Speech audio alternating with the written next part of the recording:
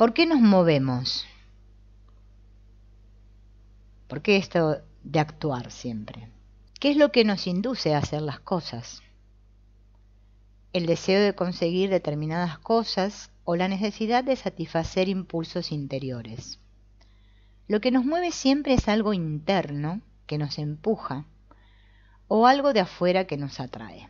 Mientras yo me agarre a algo que se mueve, a una ola o una capa externa de la vida, sufriré los vaivenes de esta misma cosa externa a la que estoy agarrado.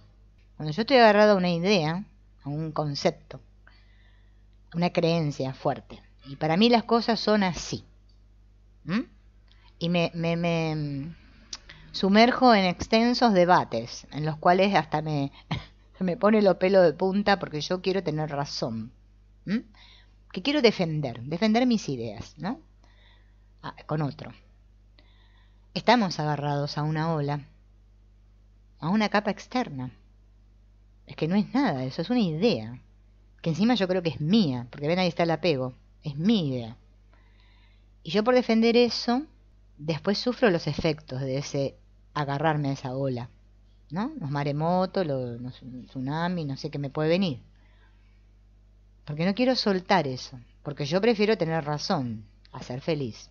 Y fíjense en que a veces, muchas situaciones nosotros nos contamos el cuento, ¿no? Como digo yo, nos engañamos, porque es una cosa que tenemos un máster en engañarnos, y encima en no reconocer que nos engañamos, que nos engañamos tanto de que nosotros yo ya no hago esto, yo no participo ya de esto, no, yo estoy re despierto, yo ya perdoné todo, o estoy muy avanzado, ¿no? Y justamente cuando estamos ahí es cuando peor la vida nos sopapea, porque nos va a pasar alguna situación en la que nos van a decir una palabra o dos, bueno, a veces nos pueden decir dos o tres, que nos va a dar tácate, y ahí nos damos cuenta en dónde estamos. Por eso lo peor que podemos hacer es agarrarnos de la grandiosidad del ego y creerme que ya me lo sé, ¿no? Lo mejor que podemos hacer es decir que no sabemos nada. Ahí vamos perfecto. No sé, la verdad que no tengo ni la menor idea. Estoy en una mejor situación. O decir, ¿no? Como yo también a veces digo, sí, la verdad siento odio. ¿Y qué? Es preferible decir siento odio, sí, no, todavía estoy acá, y verme que estoy ahí y observar mi ego sin juzgar, que creerme que ya no tengo ego o lo tengo casi deshecho y que estoy todo color rosado, violeta o bueno, los 7 colores danzando, porque también pasa eso. Y eso es estar agarrado a la ola, no lleva a ninguna parte. O sea, es que en realidad nosotros no sabemos nada y fíjense en que nosotros lo hacemos eso. Bueno, ya reconocer que lo hacemos es un avance, ¿eh? Peor es no darnos cuenta que lo hacemos. Pero si estoy centrado en mi ser real, entonces todo irá cambiando a través de mí. Y yo me mantendré sereno, inmóvil, expresándome a través, ¿no?, de las cosas que cambian. Pero sin que yo deje mi postura central, sin que yo me descentre ni por un momento, sin que pierda esta noción central de mí mismo que me hace sentir lleno de fuerza, de serenidad, lleno de amor, de discernimiento. Esto es, viviendo de un modo actual, la naturaleza esencial del espíritu. Porque es que la gente se confunde y cree que la paz es otra cosa. No, no es así. Porque en la vida nos van a pasar cosas. No, es que van a seguir viniendo experiencias que ni siquiera sabemos cuáles. Pero yo, como estoy en mi centro, puedo discernir, puedo estar sereno y desde ese centro tranquilo, realmente puedo actuar de otra manera o ver de otra manera. Que ese es el que está despierto, funciona así, ¿no? No que me hago el bueno, pero que por dentro tengo ganas de mandarlo a freír churros, pero no, a ver, no. Y claro, es que si yo por dentro soy un volcán y por fuera muestro otra cara, eso va a tener consecuencias, porque la ley del karma va a actuar. Se va a proyectar mi sentimiento de odio hacia esa persona, por mucho que yo me haga el buenito. Por eso no hay que hacerse problema por lo de la hipocresía y todo. La gente vieron que antes uno se hacía unos problemas, decía, pero este me mintió, no sé qué, aquel. No hay que hacerse problema, porque es que todo es perfecto en realidad. Entonces, mis pensamientos de ahora, de odio o de lo que haya enviado, lo que sea, van a volver. No podemos escapar.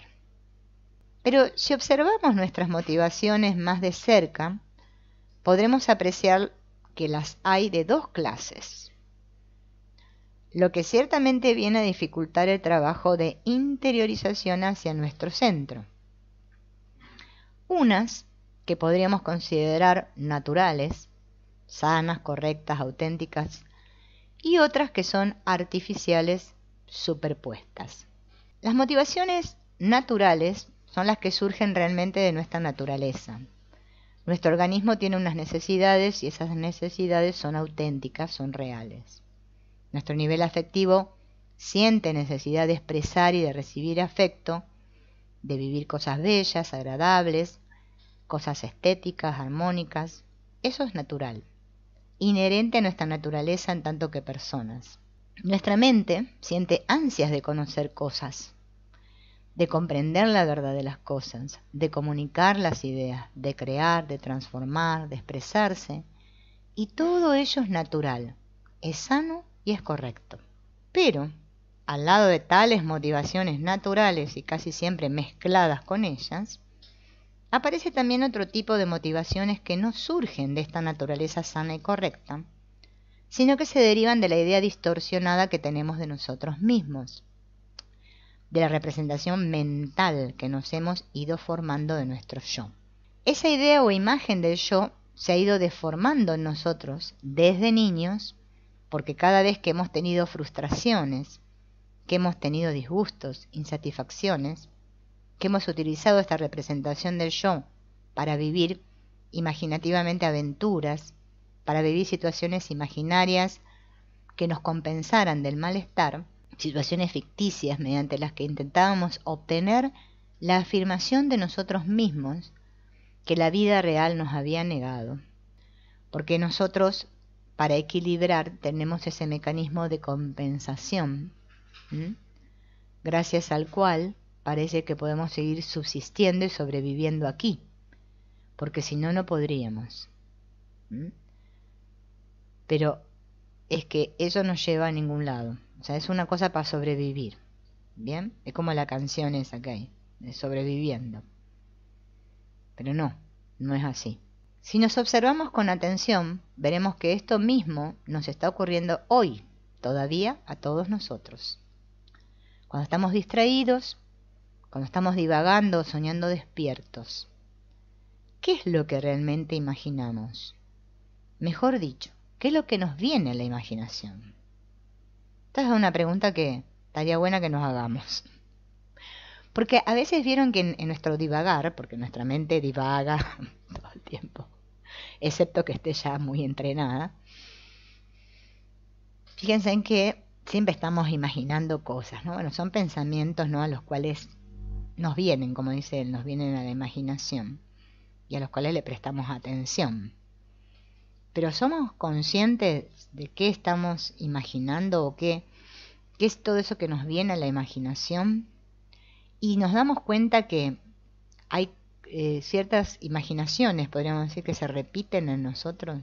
Normalmente cuesta tener conciencia de ello, porque casi siempre que este estado se produce, nuestra mente consciente está medio dormida, ausente.